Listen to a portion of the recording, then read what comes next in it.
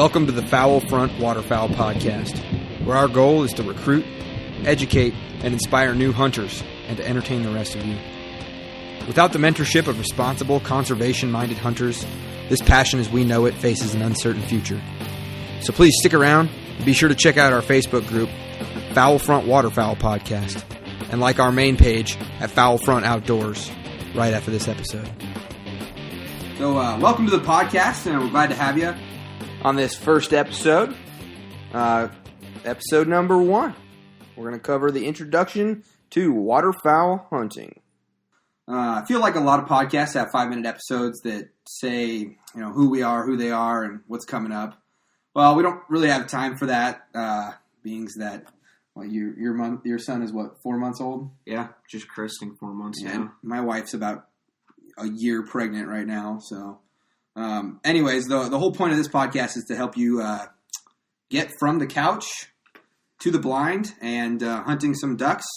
I suppose we'll probably have future episodes of some deer hunting. I know you're a bit more into that these days than I am. Yeah, it's fun to branch out a little bit. I think waterfowl being the main topic, but we can definitely reach into some of those. Yeah.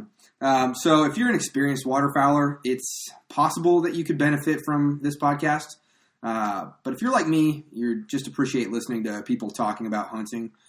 If you're listening to this podcast and you haven't already heard of the HP Outdoor Waterfowl Podcast, when you're done with this episode, go over there and check them out. Josh and Dan, they've been doing this for quite a while and are a little bit more professional and have a lot of great content and an awesome listener following, and they're doing great things. In fact, I think it was episode 72 or 73, the last one that I listened to, was like the final motivation for us to say, screw it, let's actually record. Because when was the first time we talked about doing this podcast? I mean, it's been over a year ago. And I think we've been toying around with it for a long time. Yeah, I think we've written probably, 9 or 10 episode formats. And we never did it until literally it was like last Monday. I was like, we're doing it. Yep. Finally put the foot down. We're going to help you get out there and grow. So without any further ado, let's get introduced really quickly, and then we can get on to the stuff you actually want to hear. So Austin, this is my good buddy Austin. Why don't you give us a little introduction? Yeah, absolutely. Thanks, Ben, for having me on. As far back as I can remember, I guess I was about 11 years old when I started hunting, or I wouldn't even know if I was actually hunting. I was probably the bird dog. Both my brother and I... going out with my dad and my grandpa up in South Dakota, Nebraska. So really before we could carry a gun, we would go out there and kick up the birds in the field. And my first exposure was kind of the upland bird hunting. But when I crested age 11, hit age 12, I kind of officially began hunting with my dad and carrying my own gun. I can definitely remember carrying my first single shot 20 gauge shotgun. That was really my first exposure to waterfowl hunting. So I didn't have a whole lot of rounds to shoot, but when I did, my dad made a point of making all those shots count. And then, as time progressed and I got into my teens in high school, got more into deer hunting and then turkey hunting, but there was always something about waterfowl hunting that just kind of stuck with me. Yeah. So what have you been doing, what kind of hunting have you been into, the last couple of years, I guess? Yeah, so I guess a little bit of background to lay it out a little bit easier. I'd say between about age 13 and 17, when we lived out on the East Coast, we kind of hunted the Eastern Flyaway. So my brother and my dad and I did a lot of hunting out in the Chesapeake Bay and the Potomac River out in Virginia. And so that Eastern Flyaway for waterfowl was really my first exposure to duck hunting.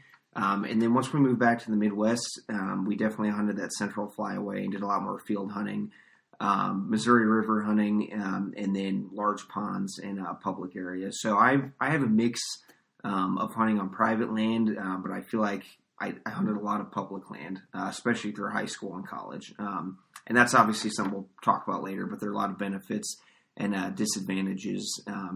And it's fun, and there are also some upsets when you don't get into public land. But that's largely part of my experience is having to compete with other hunters to get those good duck spots. But a more broad background, I'm the secondhand waterfowler of a self-taught dad. Nobody ever taught my dad how to duck hunt. My dad kind of discovered it on his own.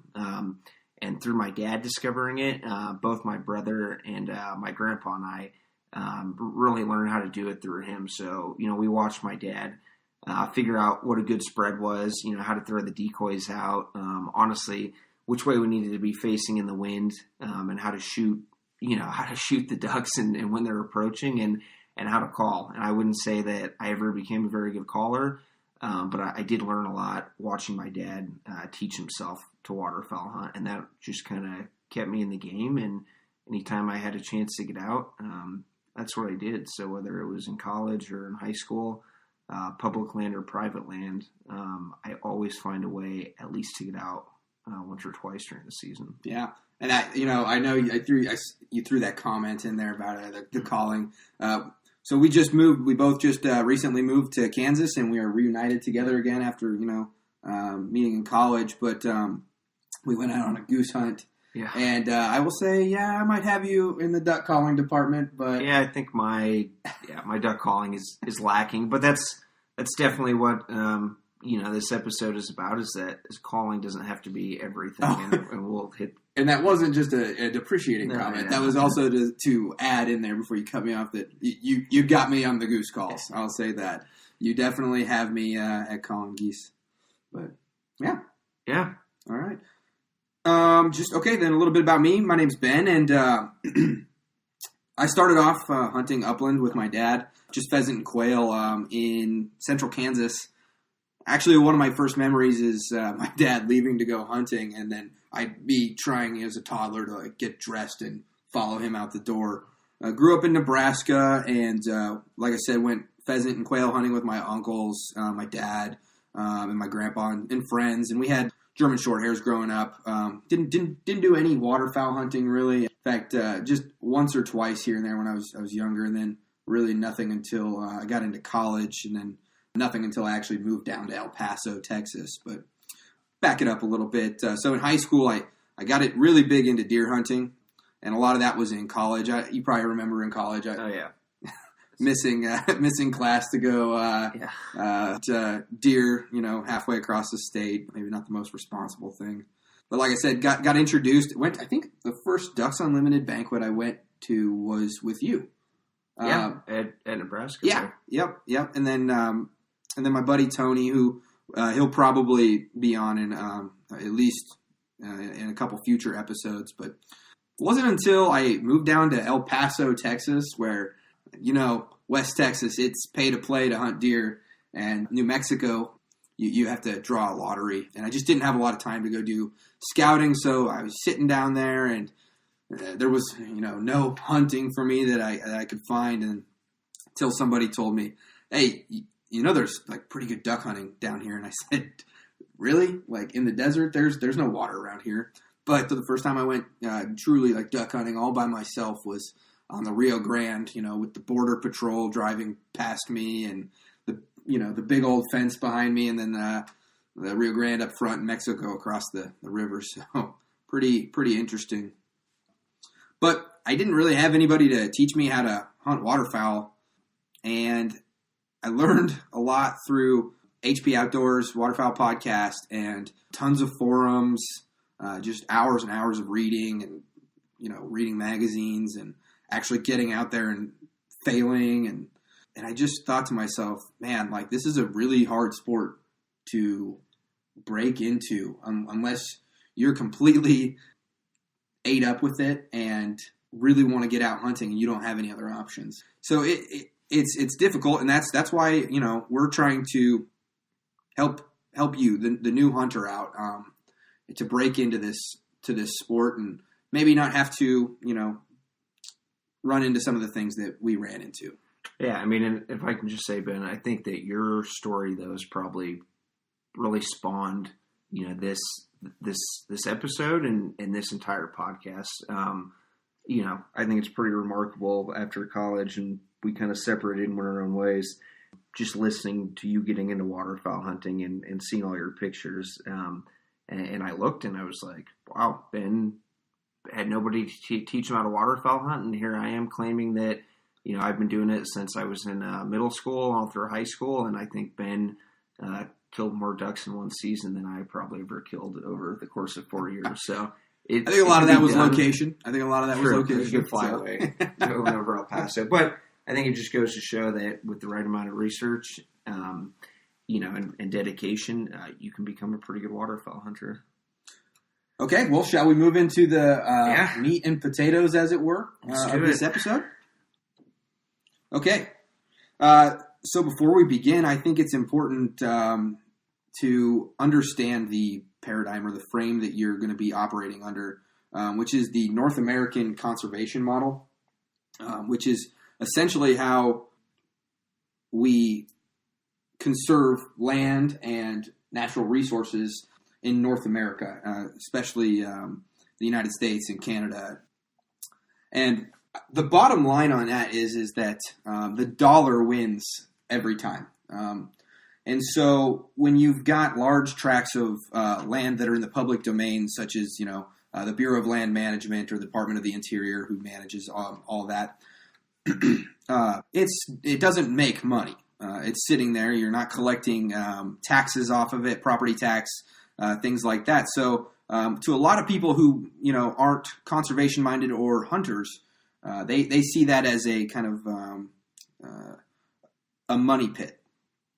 So when I buy a tract of land, I have to pay property taxes on it, and the government and the state, they make money off of that through my property taxes. If you're not doing that, if there is no private land and it's just public and open to the public domain, right? How do you make money off of it? So the way that they came up with that was that they said, okay, well, we're going to let hunters and fishermen utilize these public lands. And the way we make money off that is through hunting licenses, fishing licenses, all the different, stamps that you have to get endorsed for. Because at the end of the day, when it comes to keeping land open and public for us to use for hunting, and then more importantly, for the, flora and fauna, the stuff that we hunt and trees and all that, nature, to be preserved and not turned into a city or a factory site. Yeah, exactly. You have to keep up with the money on that. Yeah, and I think something to pull out of this, and like you brought up before, is the Pittman-Robertson Act of 1937, which took over a pre-existing tax on firearms and ammunition, and really what that did was it altered where the money was going. Instead of going to the U.S. Treasury, like it had done in the past, it's kept money separate. And given it to the Secretary of the Interior to distribute to the states. And that's a large bullet point out of this North American conservation model. Right. And so let's just take a practical example. Yeah. For me to hunt a turkey in New Mexico, right? Yep. I have to, have public land because I don't own private land. So in order for that to be available to go hunt on it and pull turkeys off of it, I have to buy a hunting license, right? Correct. So let's say the hunting license costs me $50. Even more if I live out of state. Let's say it costs me $100. Yeah, they get expensive if you're not a resident. So So the other thing that I have to do is I have to have not only the New Mexico hunting license, but now they make me buy a turkey tag. Yeah. Which is specifically, it may or may not be geared towards it, but it's another way to generate money. So let's call that $20. So now I'm $120 in. Right, but I also need, I need to buy binoculars. I need to buy, you've got to start getting the gear that goes with it. And dollar bills are going to soon start to add up. Yes, and so meanwhile, all that license and tag money is going to the Department of the Interior, who will then use it to keep the land open and do conservation work on it, such as land management and things like that, and paying the U.S. Fish and Wildlife Services and all that stuff that keeps turkeys and hunting abound. And then, while steadily holding off anybody that wants to buy it or your legislation that wants to sell it all. So that's how conservation makes money and is able to be justified in a money-driven world and compete against, the privately owned sector, as it were. And I'm not saying anybody that goes out and buys public land when it comes up for auction is a bad person. But that's just a basic understanding, so that you understand where your money is going towards when you buy these, stamps and these licenses and things like that. So, yeah. And I think at the end of the day, I mean, you definitely have the ins and outs, of the specifics. And I guess on a more basic level, just always like to think, even if I don't kill anything that season, my money is going to a good cause, and that's keeping those lands open, and keeping, the tradition of conservation available for our generation and the next generations. Yes. At least that's what I tell my wife when I'm spending all my money and not coming back with anything. Yeah. I think I'm like 6 years in a row now that I have not shot a turkey. Yeah. So, but back to waterfowl. Okay, so now that you kind of understand where those hunting license fees that you just looked up on the internet, wow, that's pretty expensive.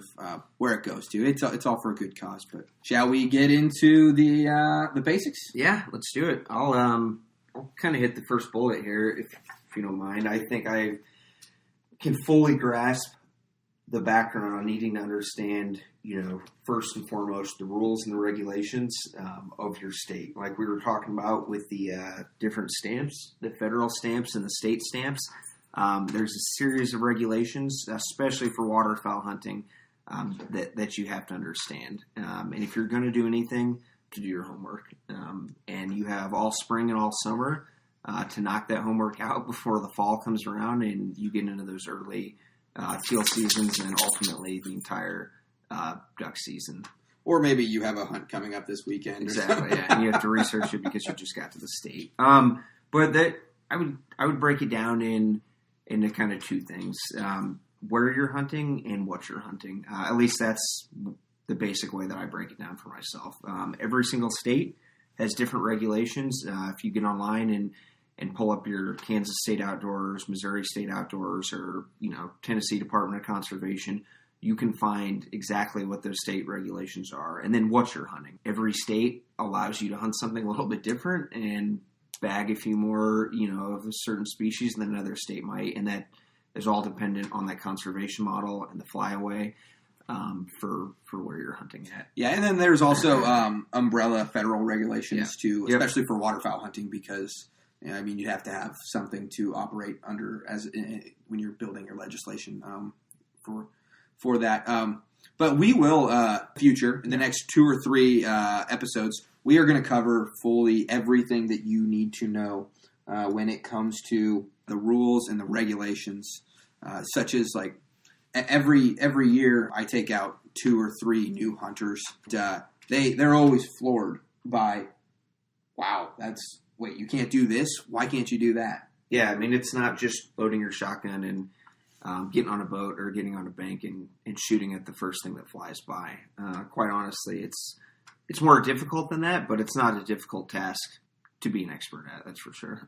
Yeah, like just for instance, this sounds crazy, and you might not have might not know this, but a lot of seasoned waterfowlers don't even know this. But you can't, if me and Austin are in the blind and we're shooting, and a couple birds go down, and dog goes and grabs them, and we just throw them at our feet.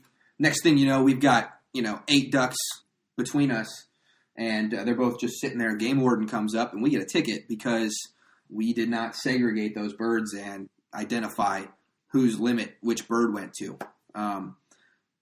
There's no group hunting. I have my limit. Austin has his limit, and they need to be separate and segregated or tagged. But it's little things like that can really hem up a first-time waterfowler, which is why you definitely need to do the research. And then you definitely need to listen to our upcoming podcast where we're going to really read through a lot of the laws and regulations and find the stuff that's going to trip you up. And some of the literature can also definitely be confusing. No, it is. I find myself, after multiple seasons of waterfowl hunting, reading and rereading, what this state or what that state especially us. How many states have you lived in since 2013? Yeah, I mean, 4 different ones. Between hunting in Missouri, Tennessee, Georgia, Kansas, and Washington. Like, Washington's a great example. About everything you can do in the Midwest, out in the state of Washington on the West Coast, you cannot do out there. There's more details to get in on that, but it's opening up those pamphlets and reading what's specific to your state. But there's some basics, though, before even looking at like specific to state that, federally you always have to abide by. And that kind of rolls into, when you're using your shotgun, what kind of shot are we going to use and what's legal to use? Oh, yeah. So, yeah, I guess that's a good segue into what you need. Well, we'll start going down the equipment list. Some of the stuff that you can start saving up for and buying that you really do need to have before we get out there this fall. Yeah. So let's start off with shotguns. Yep. I think the debate recently between Ben and I has been, your pump shotgun that your dad gave you when you were 13 years old, like my Remington 870 Express, or your new, Benelli Supernova semi-automatic 3.5-inch shotgun, which you got when you were 25 years old and wondered why you were using a pump your entire 10 years before that. So I fall into the camp of I like the pump shotgun, and I like to think I can squeeze off 3 rounds accurately, not just as quick, but the key part was with that accurate, as fast as most people can do it with their semi-auto. Because when you use a pump, you shoot, you pump, it forces you to re-aim. Yeah. And I think as a new waterfowler, especially for the price point, the pump shotgun is probably where you need to. I mean, you can get yourself a good, working man's blue-collared Remington 870 for what?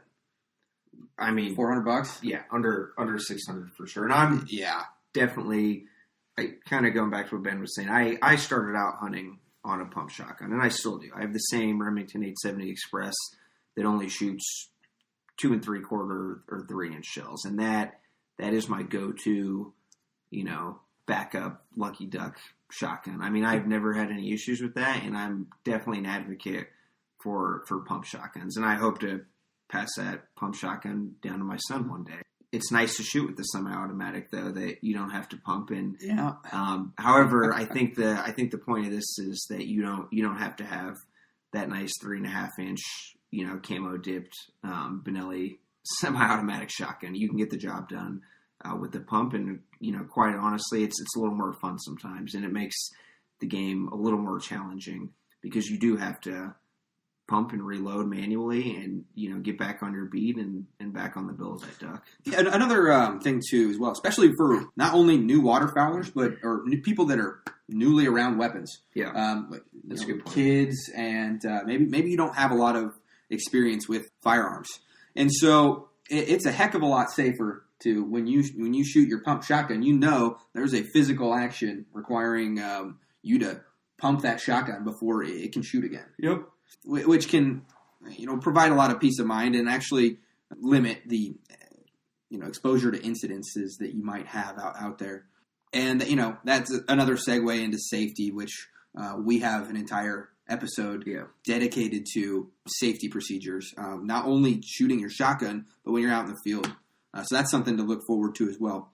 But back to the old, the pump / semi-auto, I would say that, I always laugh whenever we pull up and, we got birds in front of us and I just hear click, click, like when I'm like, take them from my 2 buddies with semis and I'm just, hammering it. So the thing is semi-automatics do take a little bit more maintenance. Yeah. But that's the thing is the ease and comfort payoff levels for semi-automatics is awesome. It's great. But the maintenance and attention to detail and price point, you're getting what you pay for there. So, yeah, you really are getting what you pay for in a semi-auto. But like Austin said, if you're just starting off, I recommend the pump. Yep. The old Remington 870. I mean, it helps you get out the door for less than $500. Yeah. And whatever you can shoot with the pump shotgun, especially if it's only shooting 2 3/4, 3-inch, it'll make you a better shot, in my opinion, when you've got that 3-inch or you start up on the size of your shells. As always, this episode is brought to you in part by High Prairie Sportsmen, a group of conservation-minded outdoorsmen and women who have a lot of great content over on YouTube. Just go search for High Prairie Sportsmen over there and you'll be entertained for hours, and you might even learn something. They're very close friends of the show, and without them, a lot of this stuff wouldn't be possible. Okay, back to the show. Right. So good transition into what kind of ammo we need to use. Yeah. So generally, I've only found 2 3/4, 3-inch, and 3.5-inch shells. And so that's just the length, literally the length of the shell. And you need to check your shotgun specifications. A lot of times they're printed right there on the barrel. It'll tell you what, the max amount of, length on that shell you can have. But past that, once you have that figured out, there's different shot sizes. It ranges from what's the biggest one? You got your double B, and then it goes, 2s, 3s, 4s. The way I equate it is this. So at number 8 field game load is like having a bucket. The bucket's the shotgun shell. A bucket full of sand. And having number 2s is like having a bucket full of baseballs. Okay, same 5-gallon bucket, but the 2s have baseballs in them, and then the 8 has sand in it. You shoot number 8s and stuff for fast-moving targets and number 6s and stuff like that because it has more pellets and more BBs that it throws out there. Not to say during September teal season. Yeah, you can get it done with those higher shots for sure. I had a lot of success this year because just the hole that we were sitting in. Yeah.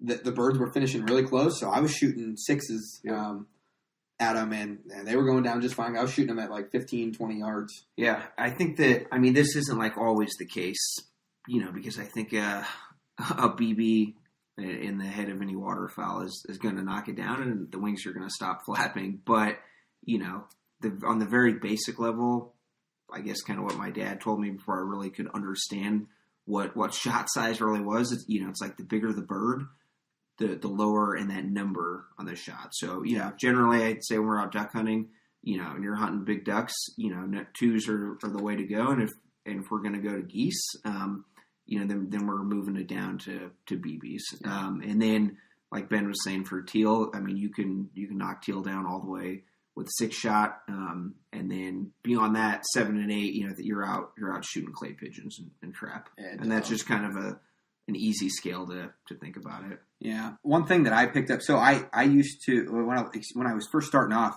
I'd say, okay, I'm going to buy these boxes for teal season. Yeah, 4s and whatnot, 4s and 6s for teal season, and then as the season progresses, birds start getting a little bit more thick and the big birds start moving down from the north. I start transitioning over into 2s, 3s when I can find them, and then eventually late season geese talking, BB. But one thing that I picked up from Josh and Dan over at the HP Waterfowl Podcast, just going number 2s. Yep. You know what I mean? Yeah, you can listen to that episode also. There's a lot of truth to that. So, you can shoot teals with number 2 if you're a good shot. Just add a little bit more of a distance so you're not destroying them. But, you can shoot 2s all season. It's a really versatile load. I do prefer 3s when you can find them for the same price, but a lot of times they're about twice as expensive. Yeah, and that's something to remember when you're buying all of your gear and you're deciding how high end you're going to go. Don't forget that, I guess unless you reload ammunition, but don't forget that the shells are not recyclable per se. You're going to have to go out and buy more. Yeah.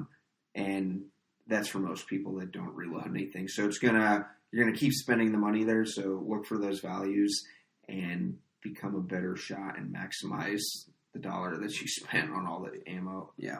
I think one thing, though, in the most basic concept of shells, which we'll talk about in regulations, though, is it's just worth bringing up. Remember for waterfowl hunting, you're out there with steel shot and not lead shot. Yeah. And I think that's just ties into that conservation model. What are we conserving and what are we trying to protect? And just make sure you're using steel and not lead because that'll hem you up pretty quick. Yeah. Because we're shooting a lot of times over water, and there was some studies. I can't remember I don't know what the date was that they started. I think it was back in the 70s or 80s or something like that when they said, probably. Hey, you got to start using steel because in theory it makes a lot of sense that you shouldn't be shooting a bunch of lead into the water. And then more than that is these ducks they feed on the bottoms of these these waterfowl water sources and they're picking up BBs and their gizzards and. In essence, too, it's what you're eating, though, too. If you're going to eat that duck, it's probably not good to be ingesting lead BBs. Because if you're like me, sometimes the BBs end up in the breast and not the head, and you find yourself munching on a few after you've cooked them. Which the third component here, I think that's important to talk when you're talking about shotguns and then ammunition. The kind of the thing that brings those two together is the chokes. Yeah. So a choke, if you're not familiar with it, it's what constricts your BBs coming out of the end of your shotgun to give you a certain pattern. Some chokes make it so that it sprays like way more, and then some chokes, they try to keep it as tight so you have the tightest grouping at the furthest distance possible. And one thing to consider always is when you're shooting steel or tungsten, they pattern tighter because they're not as malleable. So when you're shooting lead shot out of your full choke, that's a full choke. Yeah. But when you are shooting steel through that same full choke, it is getting really tight, and it's actually not advisable to shoot. A lot of those chokes, too, for the guys just getting into it, so you don't make this mistake, they'll say lead only on them. Yeah. For those full chokes. Yeah. So you don't want to be shooting, bottom line up front. Yeah. Don't shoot steel out of a full choke. Unless manufacturers' requirements actually say that, yes, this is actually a legit steel full choke, which is, I don't think, that common. Unless you're getting really into aftermarket chokes. Good thing to go for is I would stick with your Mod or your Mod Plus. That's your modified choke. That's essentially a full choke for steel. Yep. You can even get it back down to the improved cylinder, which is just a little bit more open, especially for teal season.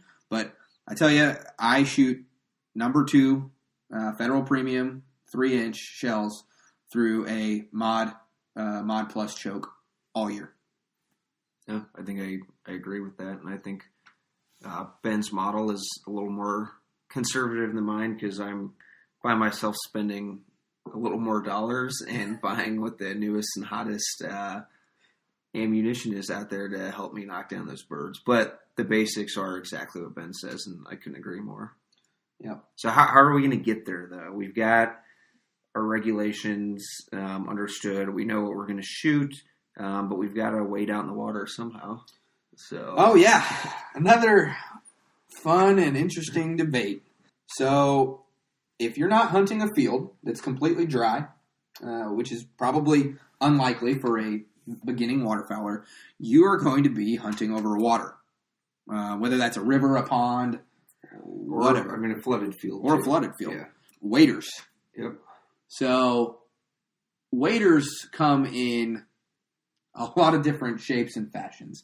We're going to talk about hip waders, and we're going to talk about overall waders. So hip waders, those are just big. They're essentially pants. I don't own a pair. No, neither do I. The last person I honestly seen wear a pair, especially to try to duck hunt, was my grandpa. That was before waders have evolved into what they are for waterfowl hunting. Those are probably more suited for very shallow areas in field hunting. But if you're going to be hunting in a river or the edge of a lake or on a pond, you're going to need some overall waders. Yeah. And those come in essentially, I guess, 2 different types of fashion, which is breathable and neoprene. So neoprene is a little bit more of the classic, thicker material that you've probably seen before. And it's generally what has been used for, the last 40, 50 years, maybe. But this day and age, they're coming out with a new thing called breathable waders, which are much thinner. Yeah, you're a fan of those. Yeah, I when I first started, I've never owned a pair of neoprene waders because when I went out, I was looking for the cheapest thing I could find, and I found this set of Herders, Cabela's, breathable waders that were 2 boot sizes too big, and $50. But they were on sale. Anyways, and I lived in El Paso, Texas. Yeah. And I was hunting and when I was hunting, it was literally 94 degrees, I think, the first time I went duck hunting. And so the guy at the store recommended these, and I didn't really know anything different. But you can hunt all season in these breathable waders. all you have to do, and the trick is, people will tell you like, "Oh man, you're going to get so cold in late January wearing those breathable waders."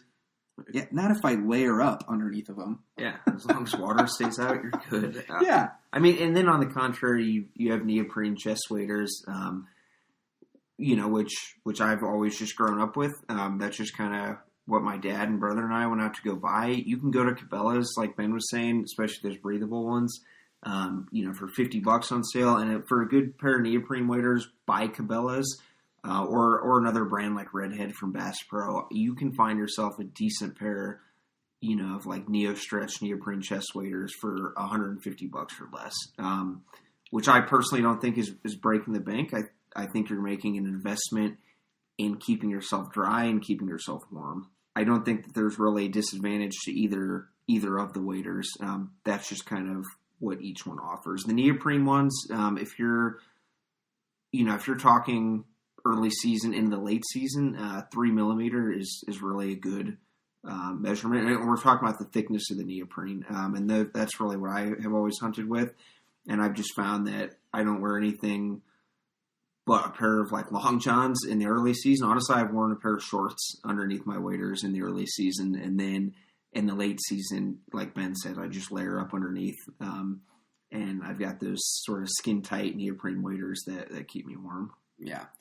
And I think what we're both saying is even though you haven't switched over to the light side, the breathable side, you're not buying 12 millimeter thick. No.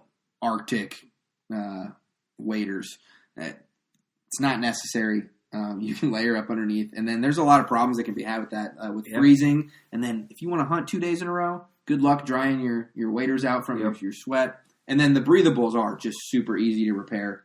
You get a leak in those, you literally throw a patch on either side of it. It's good to go. The neoprenes, you got to get some gel like glue and you do, especially if you get holes in them. And I've found myself patching up a lot of neoprene waders. I would just say for waders though, I think they're a necessity even if you're hunting out of a boat. Look at the species that you're hunting. Water is the first half of the word waterfowl, and you're especially if you don't have a dog or you are the dog like I was as a young hunter with my dad, you will find yourself walking in water. Ducks will often land where you think they might not land, especially depending on how good of a shot you are. And if you've got to go wade through some water and you decided to go out because you're in a boat and you're hunting on the shore and you didn't need waders, I think you'll find yourself in a tough spot. So I would always have a pair of waders and invest in a decently good pair for $100 or less, and you'll be set. Waders are probably the most frustrating piece of gear in waterfowl. And every year they make new advancements to it, and they get more technologically advanced and better every year, but you really got to take care of them. Don't just crumple those things up and throw them in the garage when you're done. Despite my attention and care towards my waders, this is, season 5, and I'm on my 3rd pair of waders. Yeah. I mean, since age 13, I think this is probably my 5th or 6th pair of waders. So you will burn through waders, but I mean, I don't know. In my opinion, that's not a bad thing. It's because they're getting used. Sometimes we'd pump it a little bit further than other places to get to a good spot to duck hunt. Sometimes it's icy and you're using your knees and thighs to break the ice and you get cut up a little bit. But your butt. Yeah. Waders are a good investment, and even if you ruin a pair in one season, you really can't have a good season without a good pair of waders. Yeah. Well, I think we beat the wader horse with a stick. Just have waders. Yeah. Don't go out without them. Yeah. Okay, decoys? Yeah, decoys. I think decoys, man, we could probably talk 2 or 3 episodes on this. I agree. Ben has always got very new, innovative research to talk to me about with decoys. I'll just, throw in a small tidbit. I think that, like calling for me, less is more sometimes with decoys. You don't have to be the guy out there with, 4 or 5 dozen, decoys. I think everybody, I would say, it's a bell curve. So on one hand, you have the guy that's got 4, 5 decoys out there. And then on the other hand, on the other side, you've got the guys with 14 dozen decoys out. And then everybody in between, they have 2 to 4 decoys, a dozen decoys that they set out, And so whatever you're doing to be, different, I mean, we're going to get into decoy strategies over the course of several episodes, like Austin said. And we'll probably touch on it every episode, perhaps with a recurring segment or something. But you're just starting out, and you need decoys. What would you recommend, Austin? I mean, honestly, I would recommend Craigslist, and I would recommend a friend. What is that, Facebook marketplace? Yeah. I think a lot of people are selling them on there, too. My dad he sends me 2 or 3 texts every week. Yep. I think, and he just buys them and says, "Hey, I got these for you, and you owe me X amount of dollars now." Yeah, because I think you'll find that people, as quick as they get into hunting, they get out of hunting. And I've had a dozen of my decoys that I've literally had for 4 or 5 years. And so the point of that is that a guy probably went to Cabela's on a Black Friday sale and bought himself a nice dozen mallard decoys, hunted one season with them, and now he's putting them up on Craigslist. And that's a great find. So you don't have to go buy the most expensive, dozen decoys out there at Cabela's and Bass Pro. Look on Craigslist, look to see what's used. And if you're new and getting into it, I would throw those out there first, because if you've got the right motion and you've got the right look for the ducks, you may find that they're not going to always care about them being the newest, hottest decoys off the shelf. Absolutely. And I think that quantity is a quality all of its own when applied correctly. Yeah. No, that's a good point. So my first 2 dozen decoys, my dad, he heard that I was getting into waterfowl, and then they were coming down for Christmas, and he so he brought down, he's an auctioneer by heart, and he found this. They're probably from the 60s. Oh yeah, some of those decoys. 60s or 70s. They still float. They had about 4 or 5 specks of paint still left on them. And I, at that point, didn't know that this is embarrassing. This is super embarrassing. I didn't know that coots weren't ducks. Oh, yeah. And so when I was out there looking for ducks, I saw all these white-billed ducks, And I said, hey, I'm going to just paint these decoys like those ducks, And turned out to be a really good idea. Because people don't carry a lot of coot decoys. So I think I had 24. I just spray painted them black and then painted the beaks white. And that probably led to a lot of success for me in my first season, not knowing what I was doing until about halfway through. And then I started trying to repaint them. And then I saw that people actually used coot decoys as confidence decoys. Yeah, I was going to say you had your own little flock of confidence for ducks to come into. Yeah. So that's embarrassing. Anyways, no, I mean, as you're talking about that, I just was getting on Craigslist, and if you're in an area, where waterfowl hunting is prevalent, in the Midwest or in a pretty popular flyway, I mean, I'm looking in Kansas City, Missouri, around Topeka, Kansas, and there's literally 10s or 20s of postings of decoys. Decoys are not hard to find, and they don't have to be expensive. So get on your local Facebook Market or Craigslist, and you can get yourself started with 1 or 2 dozen and go at it that season with those before you start shelling out the big bucks to buy the newest Avery decoys. Or Duck Commander makes great decoys too. I like their foam-filled decoys, but they are expensive. Yeah, because when you have buddies that like to shoot into your decoys, yeah, it's nice when they don't sink when that happens. Yeah. Little side disclaimer here. So a lot of people, they're going to go out, they're going to buy their hot buy Flambeau mallards, and they're going to throw 2 dozen out because that's about, oh hey, there's $40 worth of decoys. That's about the right price range, and you're going to look like everybody else. That's true. Yeah. If you're one of those lucky guys, not lucky, hardworking guys that's you've got some you can throw some money into a brand new expensive hobby, I would advise you to don't waste your time with duck decoys. Start building up your goose spread if you know you're going to want to hunt geese at some point. Yeah, definitely. Because I think the best duck spread is a goose spread. Yeah. And it's more versatile in that you get to hunt 6-7 months out of the year that way. Just a little side note. And two, if you have a choice and you know you're going to, if you have a choice where, hey, do I buy, 2 dozen duck decoys or do I buy 6 goose decoys? Which one is going to help me out more? I think there's a lot to be said about going straight into getting goose decoys. Yeah, I mean, we saw that in February. We were out on a late season goose hunt on the Kansas River, and I honestly think we could have had a one-man limit of ducks if ducks would have been in season. In about 10 minutes. and we weren't even calling. I mean, Ben called a little bit, but we were not calling for ducks because it wasn't duck season.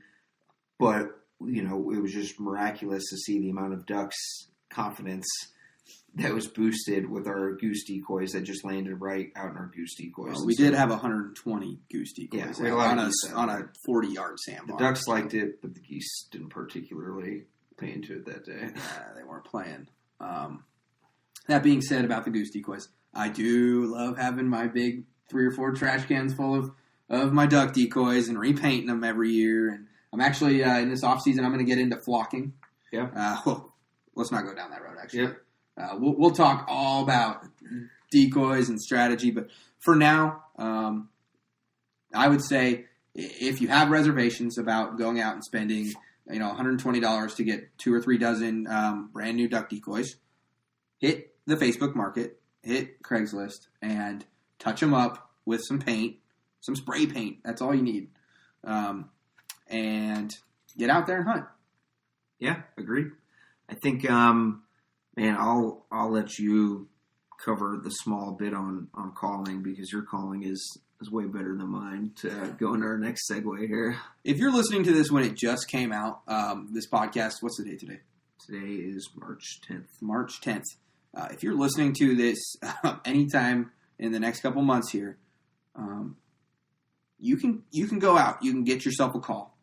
But if duck season opens up in a week for you, I have some reservations about you going out there by yourself and just calling. A lot of people would tell you that which one are you going to leave at home? Your motion decoys, which we didn't even touch on that during decoys. No, that's a whole topic on its own. If you're going to have motion in your spread versus duck calling, they're going to choose motion in their spread every single time. I do fancy myself a decent caller, and I think it does make the difference, especially on public land. Yeah. Just if you're doing something that's realistic and different from every other dude that's out there just tooting on his kazoo. That would be me. Yeah. Blowing as hard as he can and as long as he can on his duck call. We have a whole segment, and I want to get a duck call maker on the phone with us, for an interview too, for one of these episodes in the future. But you essentially have single reeds and double reed duck calls, and they're made out of a variety of materials. You've got wood, you've got polycarbon. Yeah. Is that Yep. And then acrylic, and they all have their variances. If you really want to buy a duck call, go out there, get yourself a double reed wood call, and just work on being able to produce a single quack, and then branch out while you're hunting. Hello, Winnie. We've been joined by the duck dog herself. The duck dog herself. My white lab, or my golden lab, I should say. But anyways, like I said, I recommend you getting a wood double reed to start off because they're pretty easy to blow. They sound very soft and earthy, and you're not going to blow ducks out of the hole with a missed quack. You know what I mean? Like that sounds like a kazoo. And they're also something to be said about the one that I have on my lanyard that I first started off with was the Duck Commander, Classic Commander. Oh, yeah, now my Golden Retriever is in here with us as well. I think Mom upstairs is getting tired of the dogs messing around. The herd down here. Yeah, she sent the herd down. But yeah, the Duck Commander Classic. Yeah, I mean it's an easy call to afford too. I mean you can go on Duck Commander's website or just Google the Classic Duck Commander double reed waterfowl, and it's like $30. That is a very basic call to start with, and it's clearly made a few people a lot of money, and so it must be a decent call. And for as many people that waterfowl hunt, there are that many opinions on duck calls and what you should buy and what. I'm just saying, as a beginner, go to Walmart, go to Cabela's, just pick out a cheap one, just so you can just start getting the hang of things. Yeah. Unless, of course, you really are diving into this, then do some research. Yeah. I mean, and I think my only piece of advice is, because I don't fancy myself the greatest duck caller, but if you just go out on your first couple hunts and actually listen to what the ducks sound like, that's probably one of the most realistic lessons you can get. Yeah. You may not sound perfect, but listen to what the ducks are actually doing, and the noises they make, and when those calls for them change based on, their attitudes. And I think you'll learn how to kind of self-teach yourself for calling. Yeah, and there's a whole vocabulary that goes with duck calling, like for instance, the hail call, the wah, wah, wah, wah, wah, wah, wah, wah, that thing. Have you ever heard a real duck do that? Yeah, okay. I have. I mean, it's out I there. haven't. But yeah, so that kind of goes into calls. Your decoys and your concealment, and all that is much more important than calling your first couple hunts out. Maybe your whole first season. Realistic movement. I think is gonna. I don't know. Maybe a champion caller would disagree, but on the basic level, the realistic movement, whether it's winding your decoys or using a jerk cord, which we can go into in another session, is honestly really gonna overpower bad calling. So if you can't call, just have motion in your decoys. Yeah, and if you have none of those other things and you just know where ducks are, That's true. Be where the ducks want to be be. where the ducks want to be, and be hidden. So we're kind of wrapping up here. But the last thing we want to touch on, as far as equipment wise, that you need to start gearing up to buy or to make, is your blinds. Yeah. Or your hides. There's a lot of options out there, for certain. When you think of duck hunting, you think of a pre-built blind, and you're sitting down in there with your buddies and you're drinking coffee. That's not as common for the non-property owner that doesn't really have access to be able to build one in the off season. I mean, especially on public land, you sometimes find yourself on public land. Let's say an example, hunting a spot that you drew into in a flooded cornfield, and that spot may be really awesome, but you find yourself out in the middle of a couple rows of corn, to shoot where the ducks are landing, but the ducks can see right over top those rows of corn and right into you. So you've got to get pretty innovative with making some makeshift blinds, or, like Ben's very experienced with hunting on the shore and a layout blind, and you've got to really touch up those layout blinds to make it realistic. Yeah, so a layout blind or a coffin blind is primarily what I hunt out of. Yeah. You're laying on your back, and you've got like a little seat thing, and you've got something that covers you and doors that pop open that you can shoot out of. You got to camouflage. When you think you're done camouflaging and brushing your blind in, go ahead and spend another 15 minutes getting yourself hidden. Yeah. I mean, it's kind of ironic. Those blinds, they look pretty, when you're shopping on Cabela's and Bass Pro, and the Realtree Max 4 pattern or whatever the, Mossy Oak pattern is on them. But when you set them down, in an actual marsh or riverbank or against real, grass and cattails, they stand out, and they look like, I don't know, they look like a painting sitting out there, and it's just not natural. So you've got to make it as natural as possible to really convince the ducks. Yeah, and the other options too. So I didn't own a layout blind for my first 2 seasons. I made a duck blind out of PVC. Yeah. And then I covered it with some camo netting, and then I just spent an hour every morning brushing it in.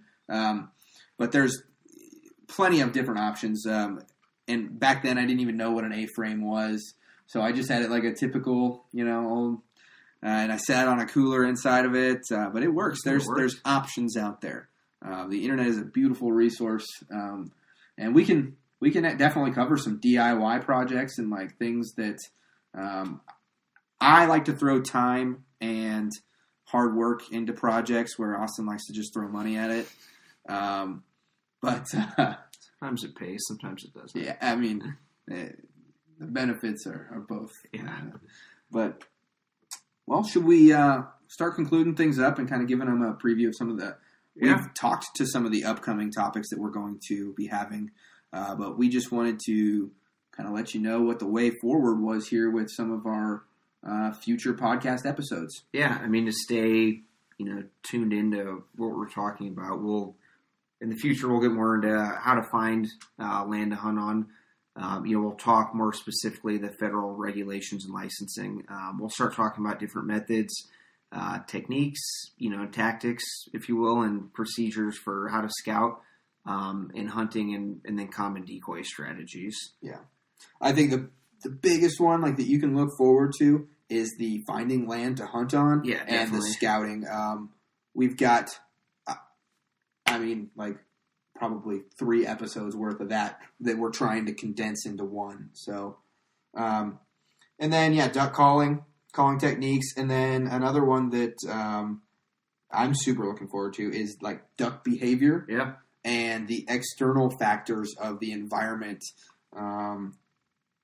that affect duck behavior, as well as covering the migration. And then getting into some of the different species of waterfowl. Identifying birds, which we talked about way in the beginning of this episode, but that's definitely something we'll get into detail on and how you can become an expert bird identifier. Yeah, and I've got a really easy plan that will help you be able to get out there and shoot ducks without breaking the law, and then working on your bird identification. So I say if you have any questions or like specific topics that you're looking for, go ahead and contact us. We'll have the site here in just a second. We'll list that out for you. We have a contact button down on that for the information tab in there. But yeah, if there's anything you want to hear about, or maybe even, maybe we'll even, put your question on the podcast and answer it for you. Yeah, absolutely. There's a lot to look forward to in upcoming episodes. Yeah, I'm excited. I'm really glad if you guys endured this brutal hour of our first podcast recording, we sincerely thank you. And shall we wrap this up? Yeah, I think that concludes it. All right. Well, we'll catch you later. Thanks for listening to this episode of the Fowl Front Waterfowl Podcast. Please come join us on our Facebook group, Fowl Front Waterfowl Podcast, where you can connect with a good group of hunters without all the garbage you get in some of the other waterfowl groups.